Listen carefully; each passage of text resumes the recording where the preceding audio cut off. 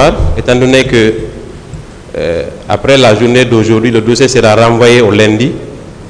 Moi, j'avais pensé que cela ne pouvait pas constituer de problème. C'est pourquoi je voudrais respectueusement solliciter auprès de mon aîné confrère qu'il permette à l'avocat ivoirien qui est venu hier uniquement pour ce dossier et qui doit se retourner demain, de lui permettre de poser des questions. Et là, je le supplie en tant que, d'abord, professeur à l'université, aîné au barreau. J'espère qu'il va accepter cette doléance. Et je prie, Monsieur le Président, et tous les confrères qui sont présents dans cette salle, de le supplier afin qu'il accepte que notre confrère pose des questions. Je vous remercie.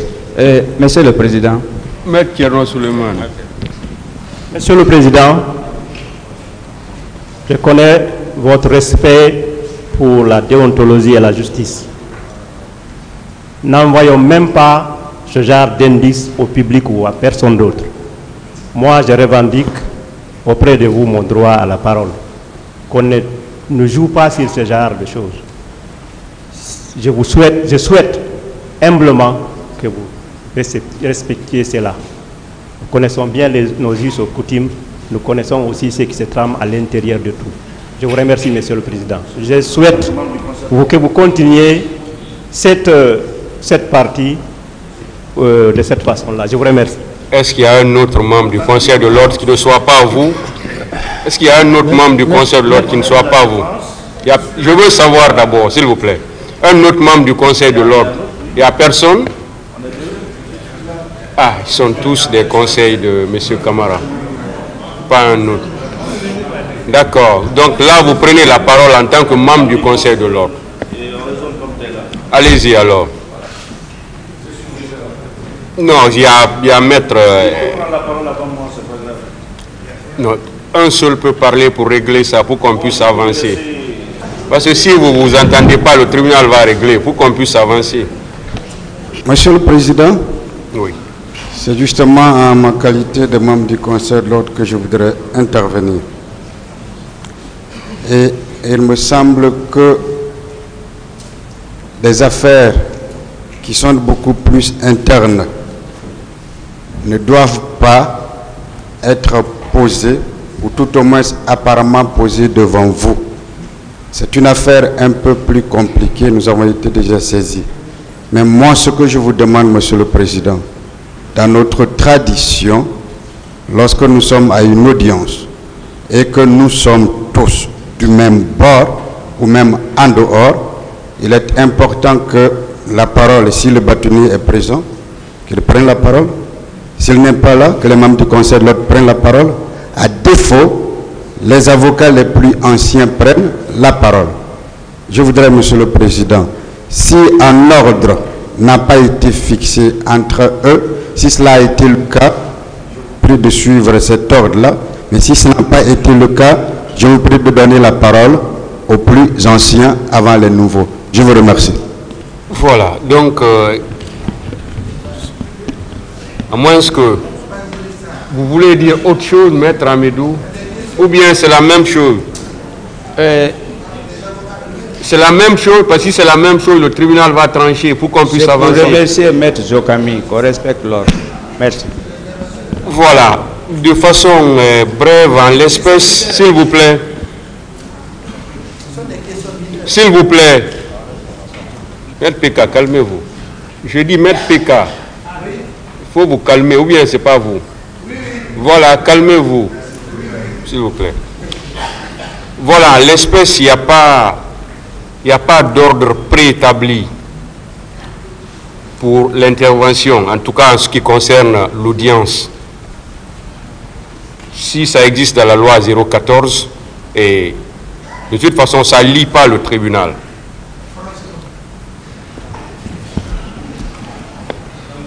Donc, si vous ne vous entendez pas, s'il y a une convention, ou bien si vous vous êtes préétabli une règle là-bas, ça peut bien passer. Mais si vous ne vous entendez pas sur la règle, en ce moment, on sera obligé de donner la parole aux plus anciens. Bien, Monsieur le Président. Voilà. Qui est le plus ancien? Non, j'ai dit il n'y a même pas de règle ici. Qui est le plus ancien? Le plus ancien, c'est moi. Voilà. Le plus ancien ici, c'est moi. Si tout le monde est d'accord que c'est vous le plus ancien, allez-y. Dans le point de vue âge et tout. Non, le plus ancien, c'est moi. Allez-y alors, maître. Posez des questions. Bien. Je vous remercie, Monsieur le Président, Messieurs les assesseurs, pour m'avoir donné la parole de poser des questions à Monsieur Camara, notre ancien chef d'État. Bien. Monsieur Camara, oui. Je voudrais vous poser une question liée à une des questions posées par Monsieur le procureur. Oui. Le procureur Calme. Vous avez dit à la fac qu'il y a le premier degré et le second degré. Vous avez nommé feu Maître Famoro Sidram Camara. Est-ce que vous avez connu quand même, au niveau de cette fac, un certain docteur Thierno Madjusso? Oui, docteur So, que j'ai connu, qui m'a donné les cours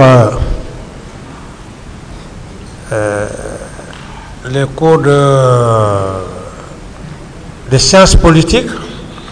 Si c'est le même docteur So. Naturellement, c'est lui. Non. Je suis satisfait. C'est un talent, c'est un monsieur que je respecte. Bien. Question. Est-ce que vous avez connu la brillante dame Hadja Hawa Fofana? Parfait. Le doyen shérif. Oui, le doyen, oui. Vous avez connu le brillant étudiant que son âme repose en paix, Sonka Bangoura? Oui, Sonka Bangoura, bien sûr. Vous vous rappelez donc que la fac était là où il y a Sainte-Marie aujourd'hui? Vous dites?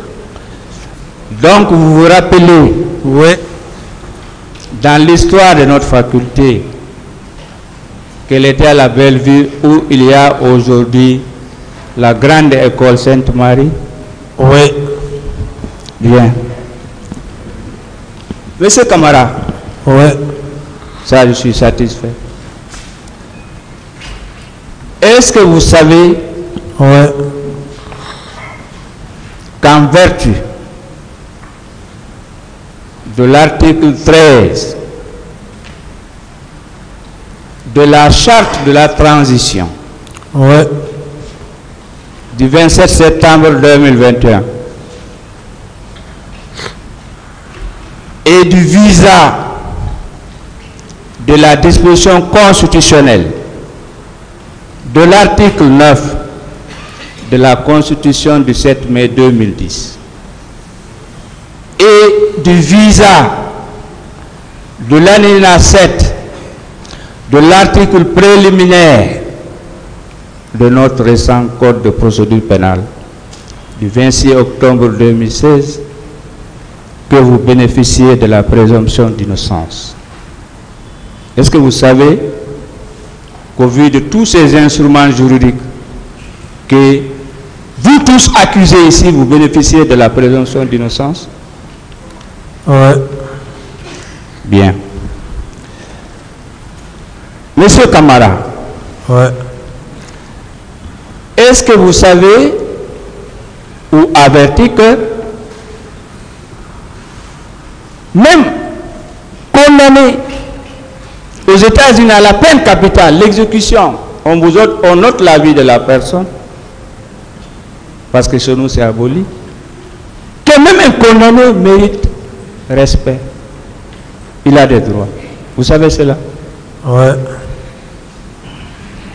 Est-ce que vous savez informer Vous avez beaucoup de rudiments en droit. Que même l'être humain enterré, qu'il a des droits, qui continue à produire ses effets dans le futur, vous savez cela? Oui. Très bien. Monsieur Camara. Oui. Est-ce que vous savez que ce que les victimes recherchent,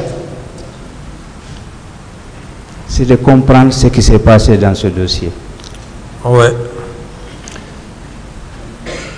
Vous convenez avec moi, monsieur Camara, ancien chef de l'État,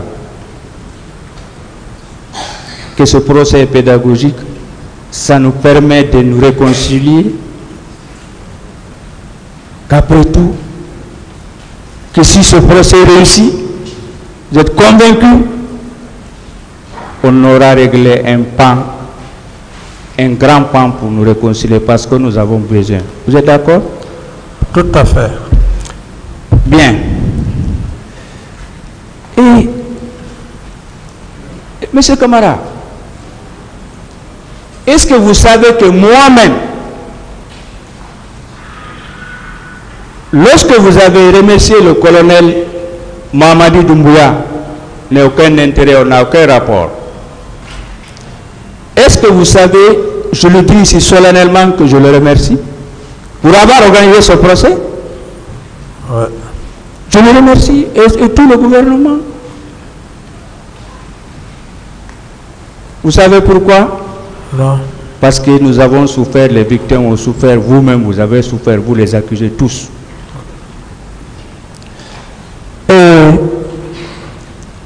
Monsieur Camara, ouais.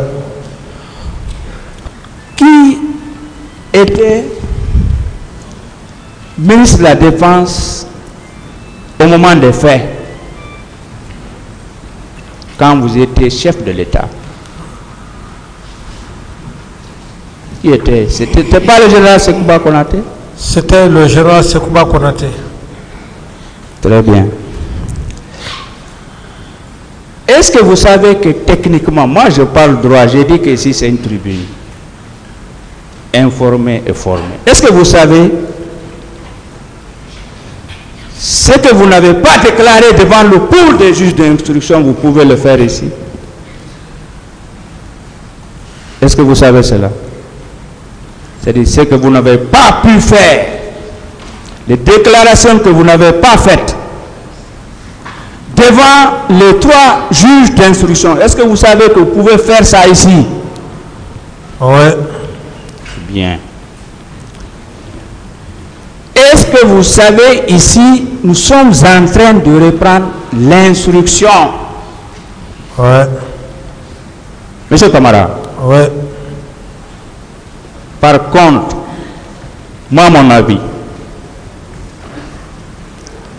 si, est-ce que vous êtes d'accord avec moi? Les juges d'instruction ont fait leur mieux, ce n'était pas facile au temps du professeur Alpha Condé. Parfaitement, parfaitement. Maître, je suis d'accord avec vous. Oui. Est-ce que vous savez, ces juges sont à remercier? Oui, ils se sont ici qu'ils ont fait l'instruction ici là. Est-ce que vous savez cela? Non. Bien. Monsieur Camara. Oui. Je ne vais pas revenir sur beaucoup de questions posées pour ne pas retarder. Vous êtes d'accord avec moi, quand même, que c'est l'armée, je ne dis pas c'est vous, hein, que c'est notre armée, notre police, notre gendarmerie, qui ont attaqué nous-mêmes, population civile, vous êtes d'accord? Oui. Vous êtes d'accord que cette attaque a été généralisée, systématique? Je ne dis pas c'est vous 11 là, hein, mais c'est notre armée, c'est nos fils, c'est nos frères, c'est nos oncles, n'est-ce pas? Oui. Vous êtes d'accord? Oui. Vous convenez quand même avec moi, ce sont des crimes quand même graves, extrêmement graves. Oui. Monsieur Camara, Vous savez, lorsque vous avez pris l'engagement pour qu'une commission internationale des Nations Unies vienne en Guinée, en ce moment, j'avais apprécié. Vous savez cela? Non. Vous êtes convaincu que vous êtes le premier chef d'État à demander une commission internationale d'enquête des Nations Unies. On n'a pas fait pour le Kamwaro. Est-ce que vous savez, vous êtes le premier? Non. Bien. Alors, vous avez demandé l'arrivée de la Commission internationale d'enquête des Nations Unies. Est-ce que vous acceptez les conclusions? Vous acceptez ce rapport? En général. Oui, ce rapport, comme je ne l'ai pas lu, il peut y avoir quelque part des contradictions. Et donc d'emblée, l'accepter sans voir le contenu, ce serait un peu problématique.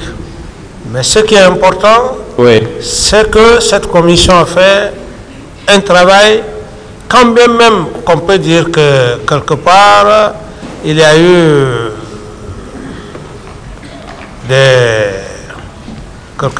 a eu certaines parties qui n'ont pas été bien, mais cette commission, j'estime, elle a été une commission qui est venue se renseigner et qui a fait un travail de fond aussi.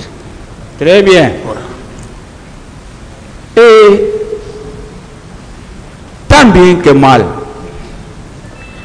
vous convenez avec moi que nous pouvons exploiter les deux rapports tant national qu'international?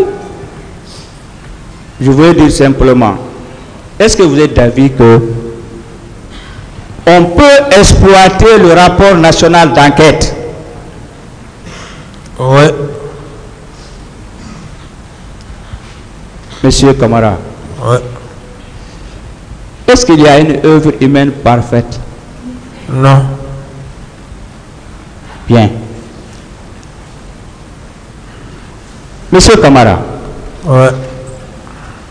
hier vous avez dit, vous avez délégué des ministres, santé, sécurité, défense, etc.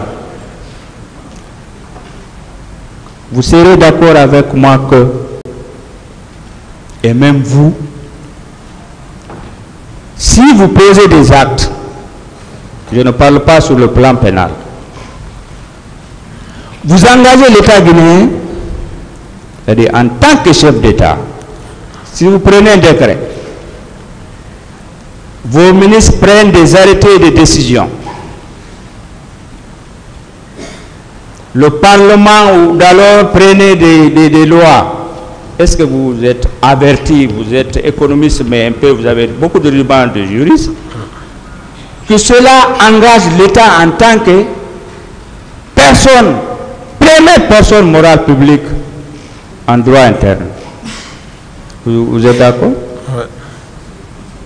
Oui. Bien. Monsieur Camara, lors de vos réponses, vous avez parlé beaucoup de la Cour pénale internationale. Pourquoi?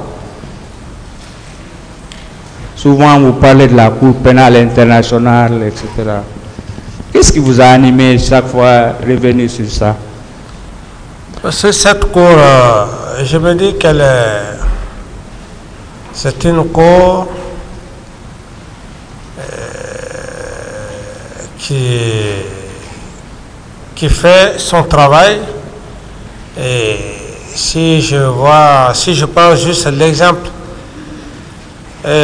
du président Laurent Gbagbo, je me dis que cette cour, quand bien même qu'on peut penser qu'elle est ceci, cela, mais je suppose que cette cour est sérieuse à partir des faits, des preuves, et sans trop rentrer dans les détails.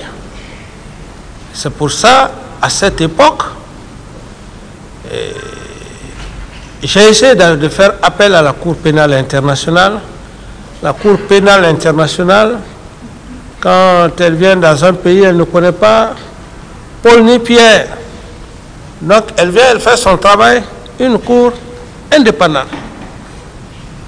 Alors, donc, c'était ça ma pensée par rapport à cet événement, que cette cour vienne vraiment faire la part des choses.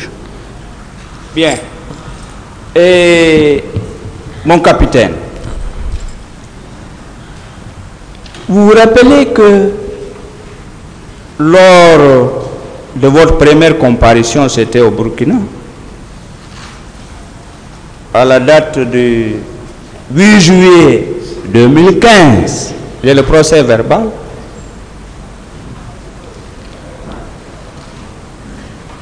Est-ce que vous vous rappelez que lors de cette première comparution, les juges ont fait le déplacement là-bas? Ça ne doit pas vous fâcher. Je n'aime pas que vous fâchiez, quoi. Que vous avez été inculpé, même si c'est requalifié que vous avez été inculpé sur la base de l'article 28 du statut de Rome du 17 juillet 1998. Vous vous rappelez de ce procès verbal? Première comparution. Ouais. Vous vous rappelez de cela? Ouais. Mais vous pouvez me passer. Oui, je peux vous donner. Très sincèrement, à votre conseil, qui va, vous pouvez garder jusqu'à la fin des débats. C'est quoi? C'est quel acte, s'il vous plaît? Le PV. Non, c'est dans j'ai tiré ça, je crois, de la clé. En tout cas, j'en ai. Son PV de première comparution. Voilà. Mais c'est pas témoignage. Hein. Bien. C'est votre PV. Ouais.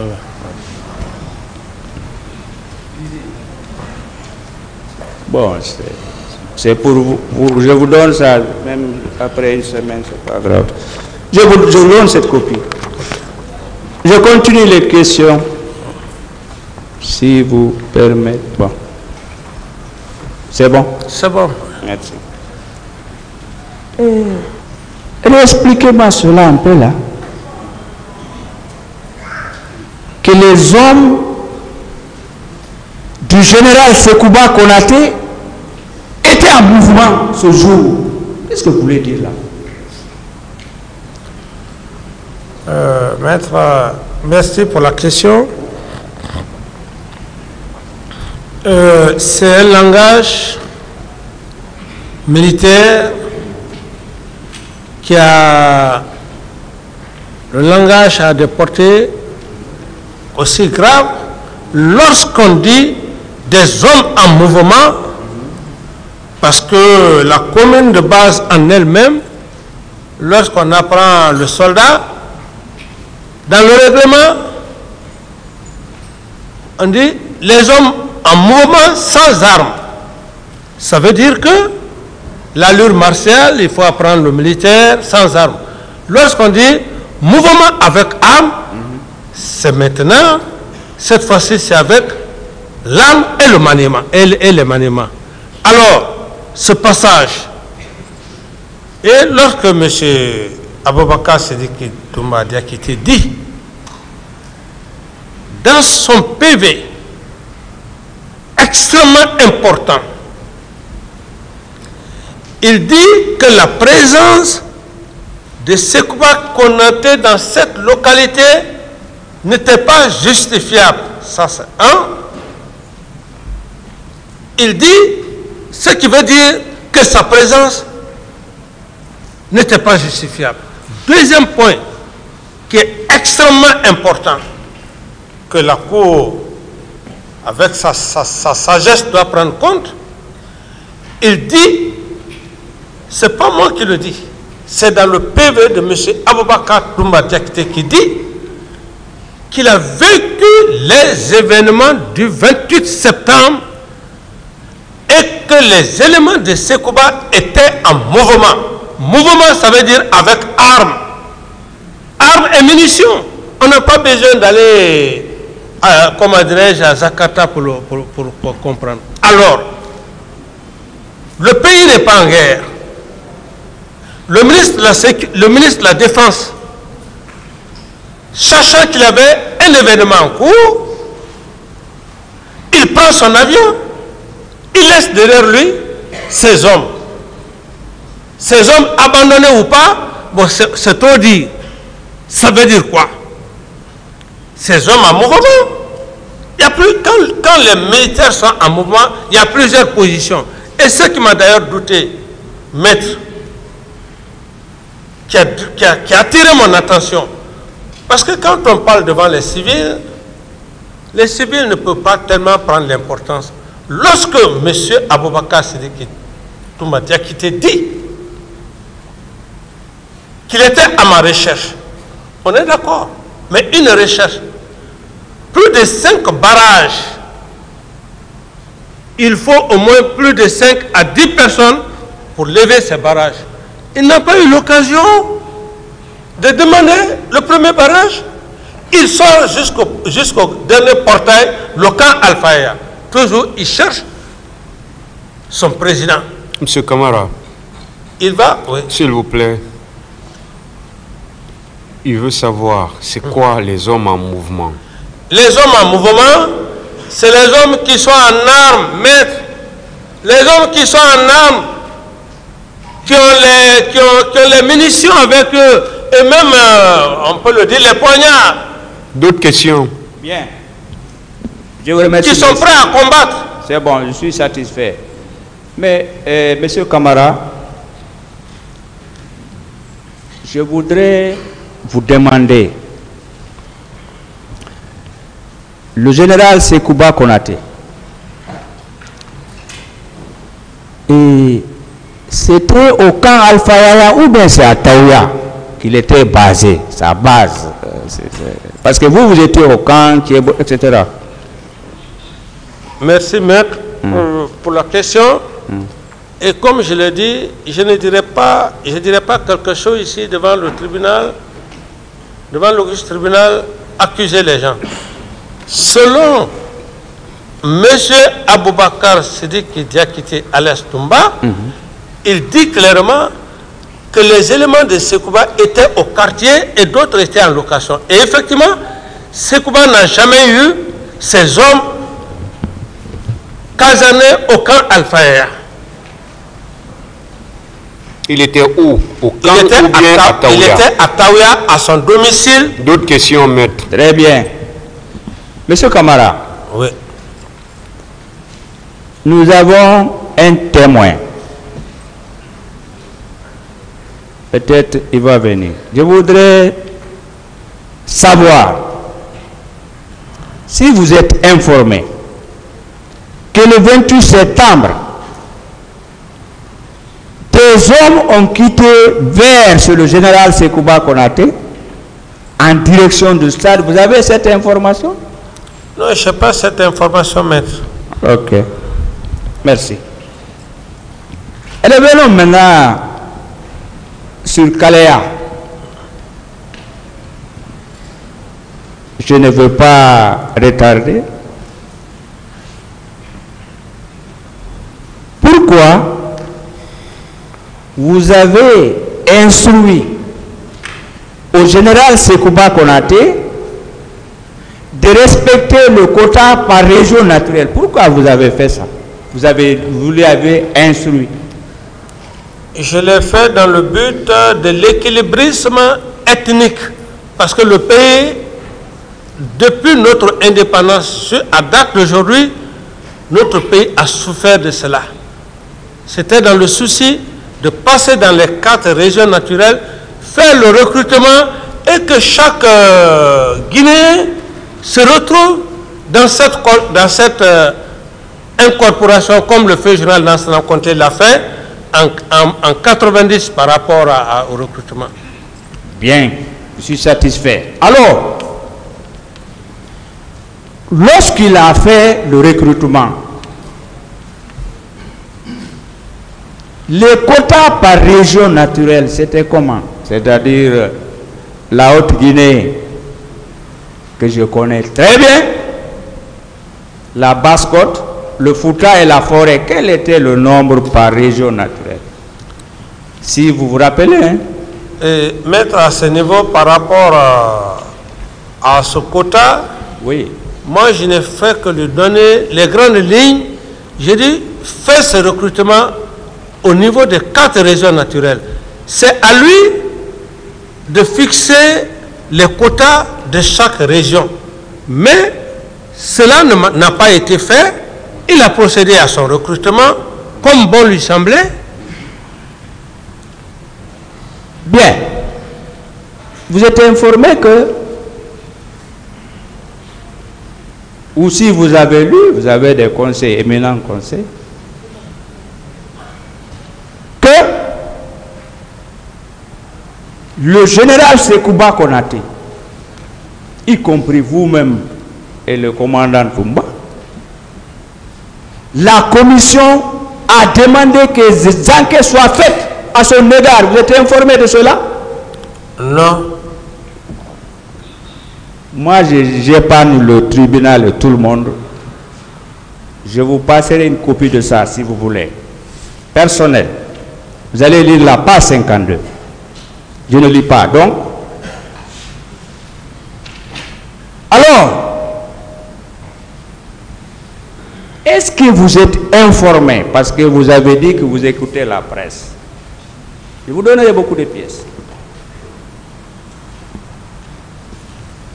Qu'à la date du 26 septembre 2017, je dis bien 2017, que des victimes ont introduit une plainte devant ce tribunal. Vous êtes informé?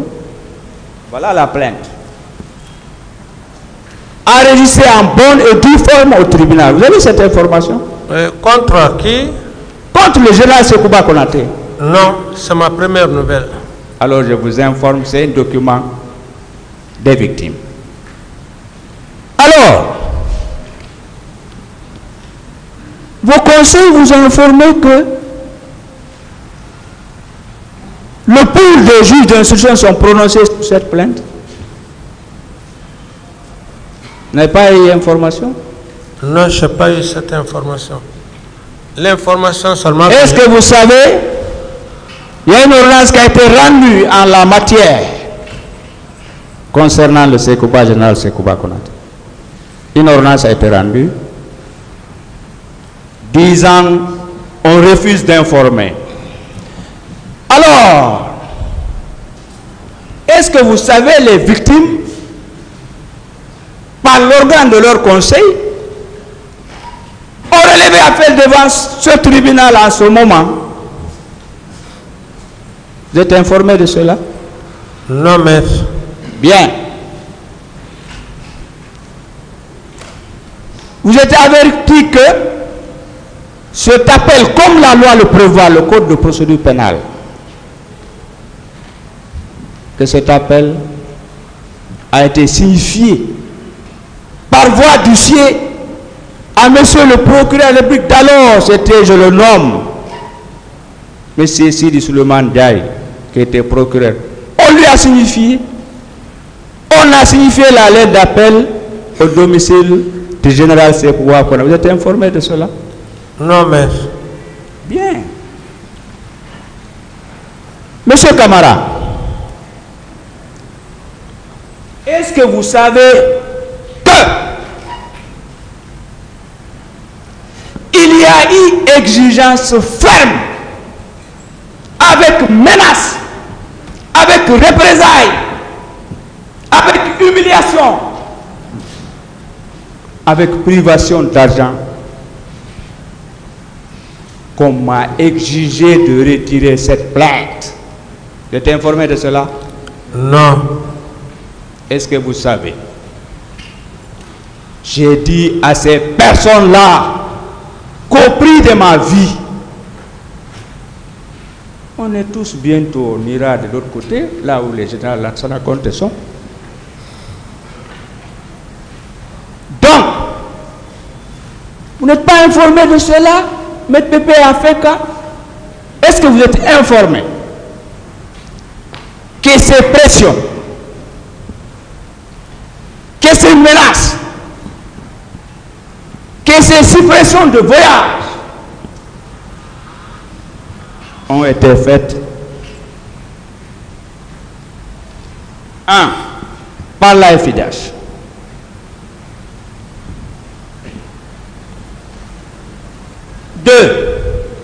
par l'OGDH,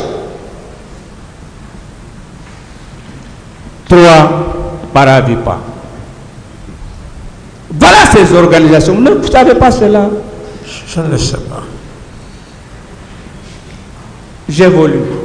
Vous aurez toutes ces pièces. C'est déjà préparé. Mon ancien chef de l'État,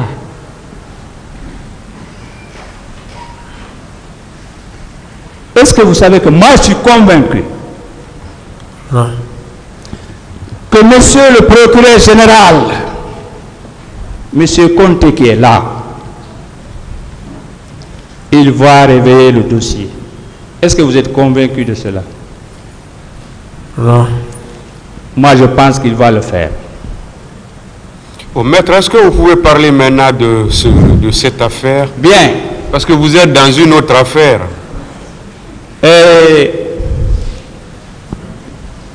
je vous comprends, Monsieur le Président. J'accepte. Monsieur Camara. Oui, bien. Et je vais terminer les 3 questions.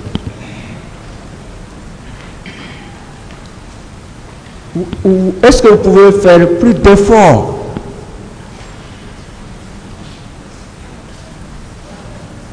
beaucoup plus d'efforts pour contribuer à la manifestation de la vérité dans cette affaire? C'est-à-dire, je vous le dis, en toute sincérité. Est-ce que vous pouvez faire des efforts pour contribuer à la manifestation de la vérité dans cette affaire? Oui, je m'y efforcerai. C'est-à-dire que, est-ce que vous pouvez voir les victimes, voir le chantier qui nous intéresse, la réconciliation nationale? Oui, je vais m'y efforcer. Même si ce n'est pas aujourd'hui. Est-ce que vous êtes convaincu que nous ne sommes aucun avocat, je pense, de la partie civile, même s'il y a des écarts de langage, ça arrive, c'est la jeunesse. On n'est pas contre vous. Vous êtes convaincu de cela? Moi, en tout cas, personnellement, je ne suis contre aucun accusé. Je veux comprendre ce qui s'est passé. Vous êtes convaincu de cela? Oui. Donc, en toute honnêteté, je vous pose, je suis vers la fin.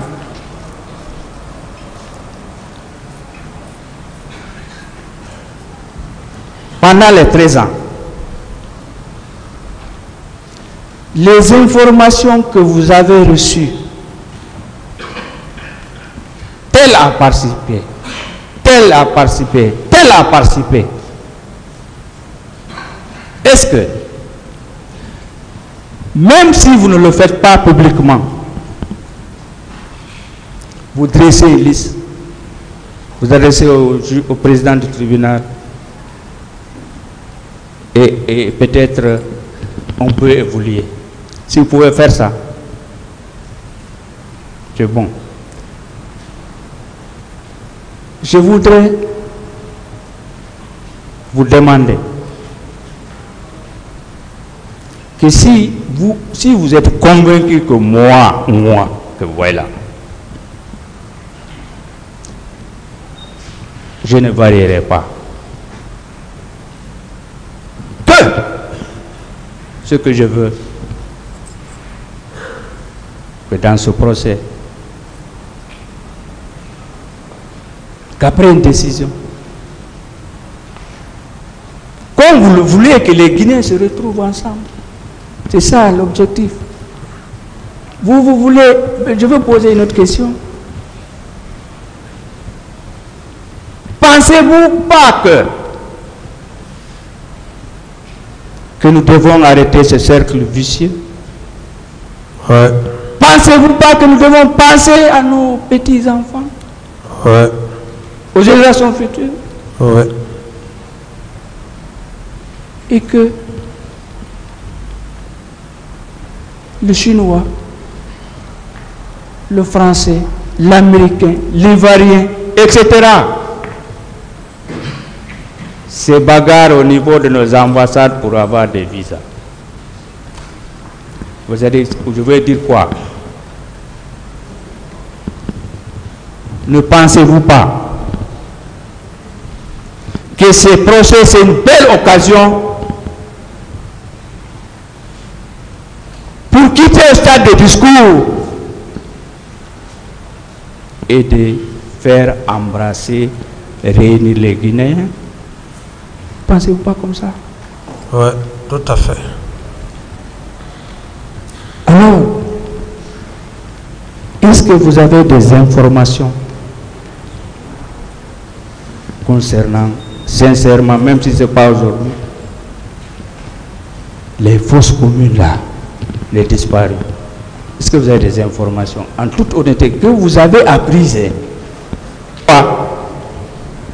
Il y a une fosse commune à tel endroit, à tel autre endroit.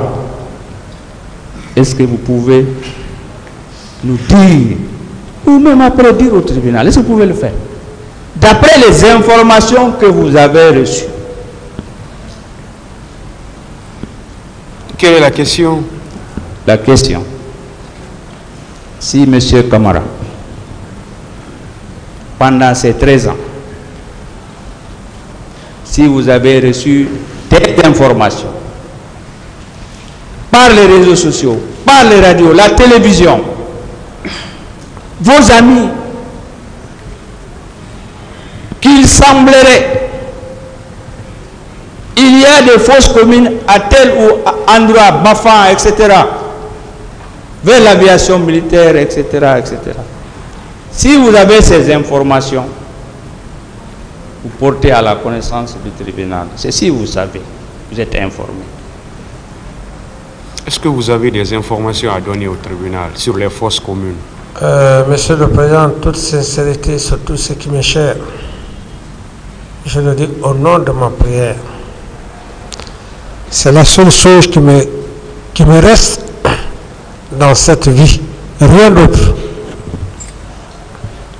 D'accord. Je n'ai aucune information. Si j'avais des informations sur... D'autres questions, maître? Bien.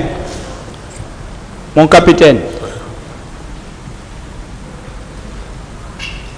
est-ce que vous pouvez confirmer, réitérer quand même, vous l'avez dit, qu'il y a eu des tortures au camp Koundara? Je crois que vous l'avez dit aujourd'hui ou hier, quand vous avez parlé de la protégée du fait général Lansana Conté.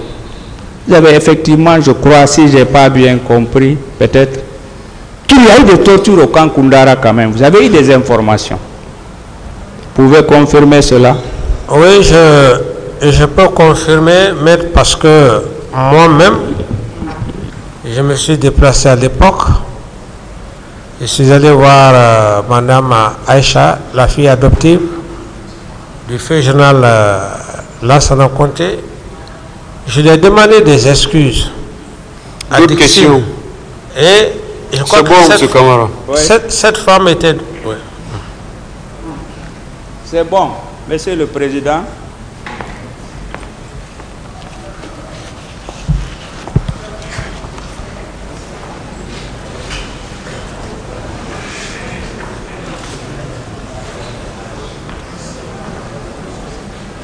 Est-ce que vous avez fini avec vos questions, maître?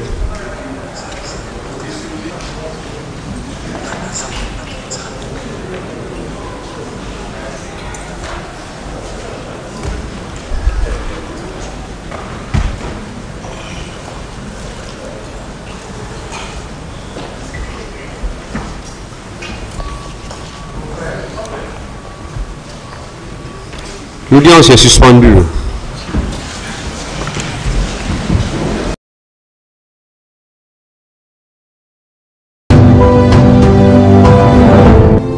Le tribunal criminel, veuillez vous lever s'il vous plaît.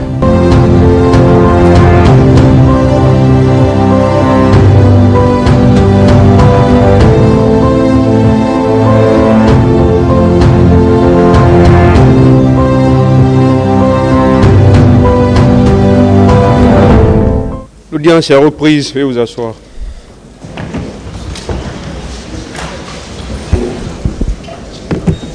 Ministère public contre M. C.C. Raphaël Abba et autres.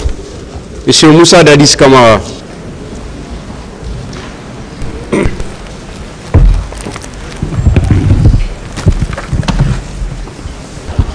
Asseyez-vous, M. Kamara.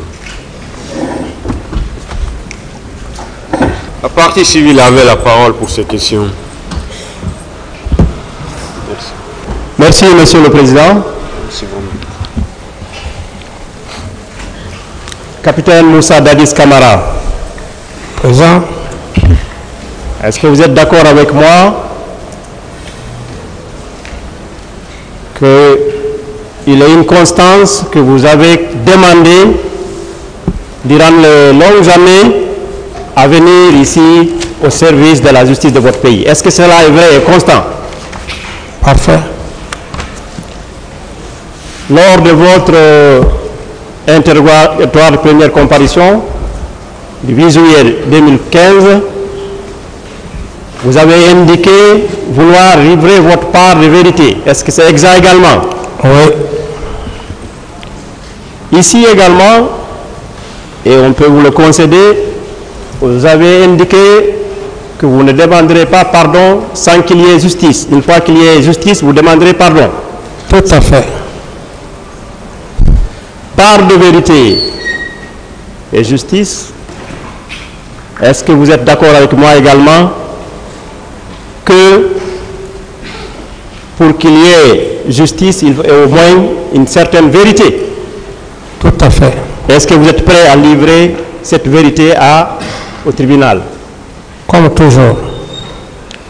Donc mes questions vont porter comme d'habitude exclusivement sur les massacres du 28 septembre. Parfait. Capitaine Moussa Dadis Kamara. Oui. À quel moment vous avez appris que les leaders allaient organiser un meeting d'information? Maître, j'avais déjà parlé de ça. Je ne voudrais plus revenir là-dessus. Ok. Est-ce que vous êtes au courant quand même, depuis le 23 septembre, les leaders, le comité d'organisation avait envoyé une lettre d'information? Que depuis le 23 septembre 2009. Oui. Savez-vous ce qui était inclus dans cette lettre, cette demande d'information? Non. Est-ce qu'il ne s'agissait pas de l'obtention de la salle du stade du 28 septembre et de la sécurisation du lieu? Ce n'était pas cela? Reformulez bien la question, maître. Votre question. Est-ce que la demande n'était pas d'obtenir le stade du 28 septembre et la sécurisation du stade afin que le meeting se déroule parfaitement bien?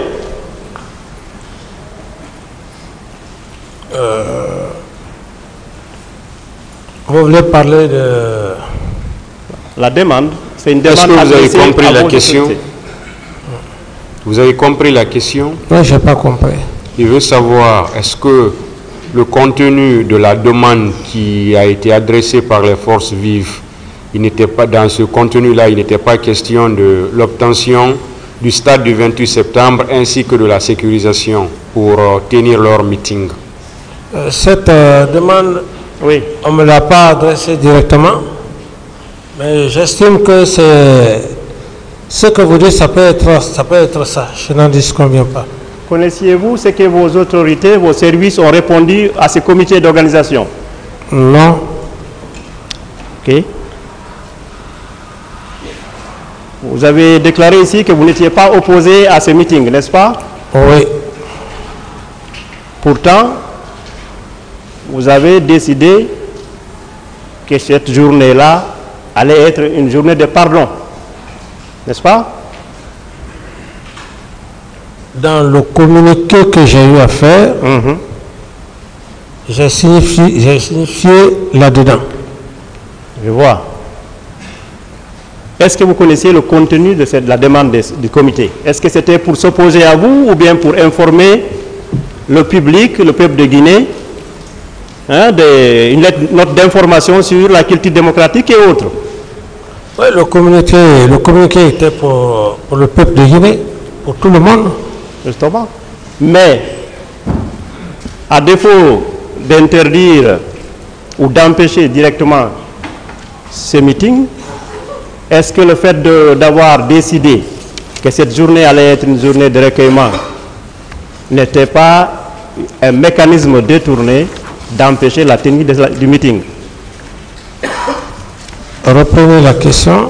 Est-ce que, en lieu de place d'empêcher directement le meeting, est-ce que le fait d'avoir dit que c'est une journée de recueillement n'était pas une manière d'empêcher ce qu'on n'a pas pu faire directement de manière indirecte?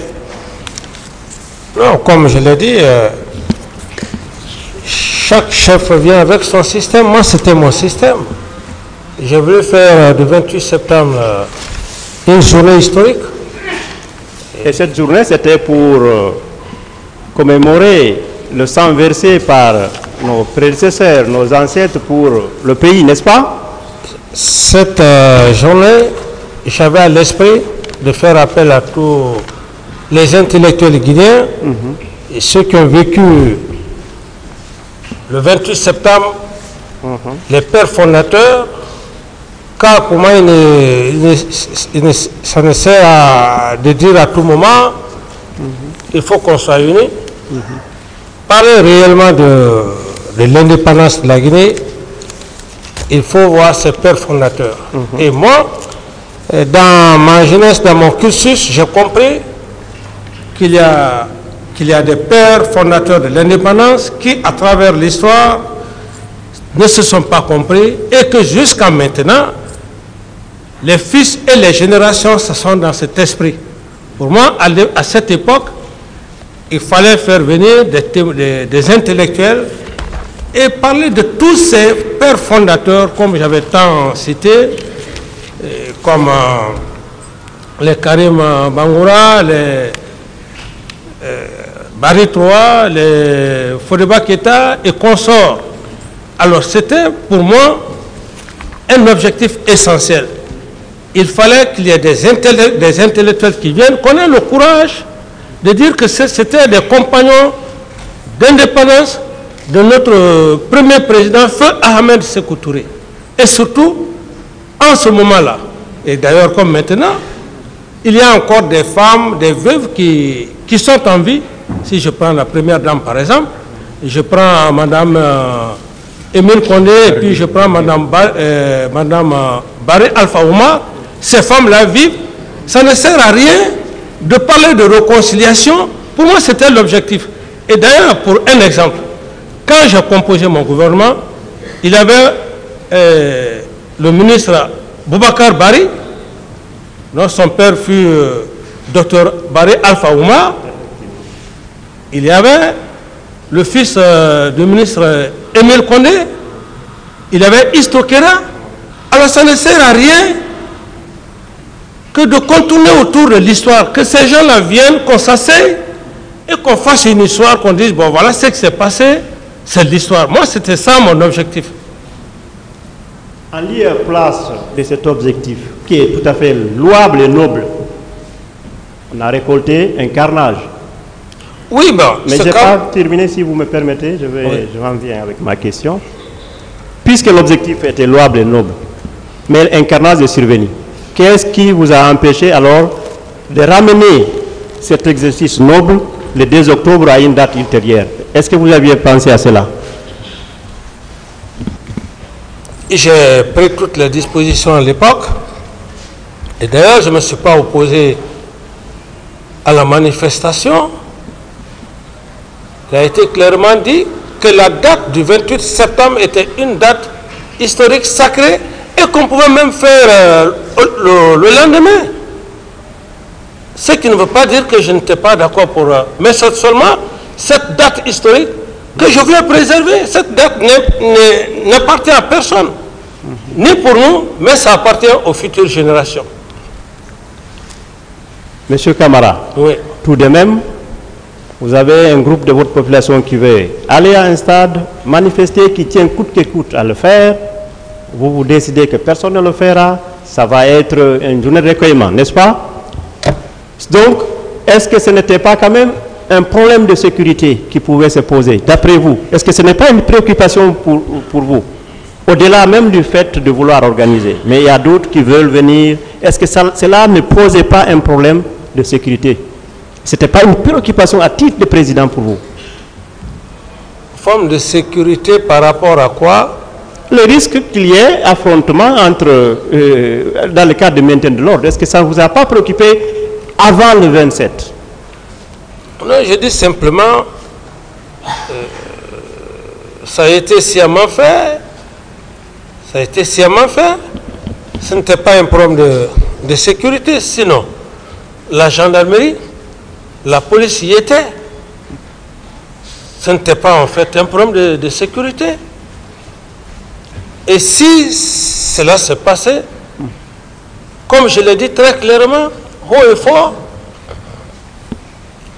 ces leaders qui ont provoqué cette situation, il y avait un qui était là-dedans, qui avait un autre objectif, que je n'ai pas manqué de dire, et le moment venu, je le dirai. Monsieur Camara, est-ce que tout au long de votre voyage, ou les jours qui ont précédé la date fatidique du 28 septembre, par exemple, en allant à l'abbé, vous aviez à côté de vous la personne avec qui vous partagiez le pouvoir.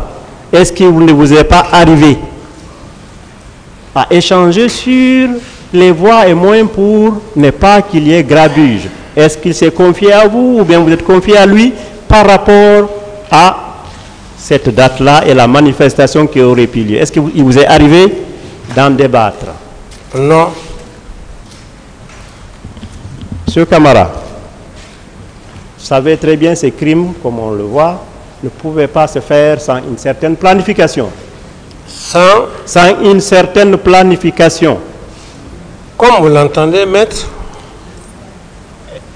Donc vous confirmez que le 27, il n'y a jamais eu une réunion de crise, il n'y a jamais eu aucun élément, aucune forme de concertation, ne serait-ce que pour prendre des dispositions utiles pour quand même contenir la manifestation et prévenir les risques. Donc, ça vous a pas, vous n'avez pas essayé d'avoir une réunion de ce genre?